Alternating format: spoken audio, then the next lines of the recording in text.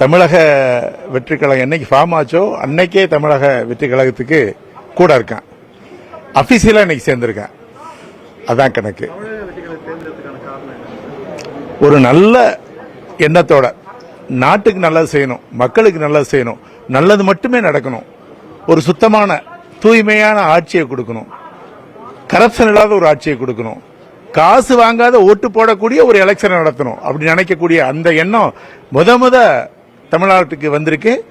அதுக்காகவே கட்டாயமா இந்த கட்சியோட இணையணும், நல்ல தலைவரோட கூட இருக்கணும், நம்மளோட எக்ஸ்பீரியன்ஸ் இந்த பார்ட்டிக்காக எந்த அளவுக்கு பண்ண முடியும் பண்ணணும் அப்படின்னு நினைப்பில் தான் இந்த கட்சியில் சேர்ந்திருக்கேன்.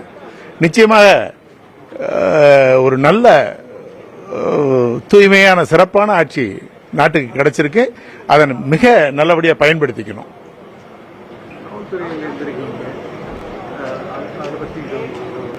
நான் சென்னையிலிருந்து கன்னியாகுமரி வரைக்கும் லா அண்ட் ஆர்டர்லயே ஒரு 30 வருஷமா சிறப்பாக நல்லா வேலை பார்க்கக்கூடிய வாய்ப்பு கிடைச்சது. எங்கெங்க பிரச்சனையான இடங்களும் அங்கெல்லாம் என்னைய போஸ்டிங் பண்ணக்கூடிய அளவிற்கு சிறப்பாக வேலை பார்க்கக்கூடிய வாய்ப்பு இருந்துச்சு. ஆனால் இன்னைக்கு காவல்துறைக்கு ஒரு ஃப்ரீ ஹேண்டு கொடுத்து சிறப்பாக பண்ணணும்னு சொல்லி பெண்களுக்கு பாதுகாப்பு, குழந்தைகளுக்கு பாதுகாப்பு, ஒரு போதை இல்லாத சமுதாயத்தை உருவாக்கணும், நல்ல சிறப்பான ஒரு சட்ட ஒழுங்கை கடைபிடிக்கணும் அப்படின்னு ஒரு ஆட்சி அமைச்சிருக்காங்க. அந்த ஆட்சின்றது மக்களுக்கு வேண்டிய ஆட்சி. தமிழக மக்களுக்கு ஒரு நல்ல ஒரு அமைதியான சிறப்பான சூழலை ஏற்படுத்தக்கூடிய ஒரு நிலைமையை ஏற்படுத்திட்டு இருக்காங்க. இந்த தலைவரோட இந்த தளபதியோட நம்ம கூட அவர் கூட இருந்து பணியாற்றணும் அப்படிங்கிற எண்ணத்தில் இன்னைக்கு அபிஷியலா சேர்ந்திருக்கேன். Ramasubramani, farmer IG. சென்னையிலிருந்து கன்னியாகுமரி வரைக்கும் லா அண்ட் ஆர்டர்லயே இருந்தேன்.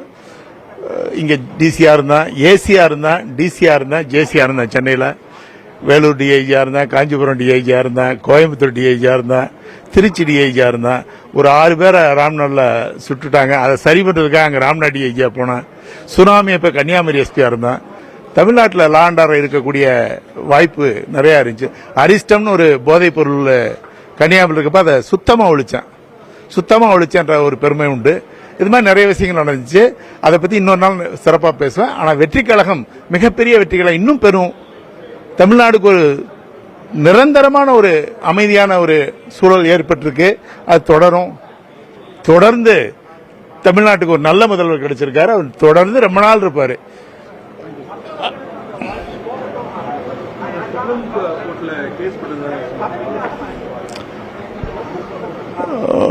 எலெக்ஷன் முடிச்சு 4ஆம் தேதியே இவர்தான் முதல்வர் அப்படின்னு உறுதியான பிறகு அவர் முதல்வரா பொறுப்பெடுத்துக்கோங்க, எல்லா எம்எல்ஏஸும் வந்து ஸ்வேன் பண்ணுங்க அப்படின்னு கூப்பிடுறதை விட்டுட்டு இழுத்து ஒரு 7ஆம் தேதி வரைக்கும் போச்சு. அன்னைக்கு நான் வந்து சுப்ரீம் கோர்ட்ல ஃபைல் பண்றதுன்னு முடிவு பண்ணேன். கவர்னருக்கு வேற ரோலே கிடையாது. அவரை தலைவரை பெரும்பான்மையுள்ள கட்சியோட தலைவரை கூப்பிடுறது மட்டும் தவிர வேற ஒரு ரோல் கிடையாது. ஆனா அவர் பண்ணல. 7ஆம் தேதி பார்த்தா, 8ஆம் தேதி திருப்பி அதை ஃபைல் பண்ணிட்டா. அது முடிவுக்கு வந்துச்சு. அதுக்கு பிறகு அது செட்டில் ஆனதுனால அதை பிரஸ் பண்ணல. சுப்ரீம் கோர்ட்டுக்கு போனதுன்றது வந்து அவரை தவிர வேற யாரையும் கூப்பிட முடியாதுன்றது ஒரு சட்டத்துக்கு உள்ள அவரை கூப்பிடல. அதனால அதுக்கு சுப்ரீம் கோர்ட் போனேன்.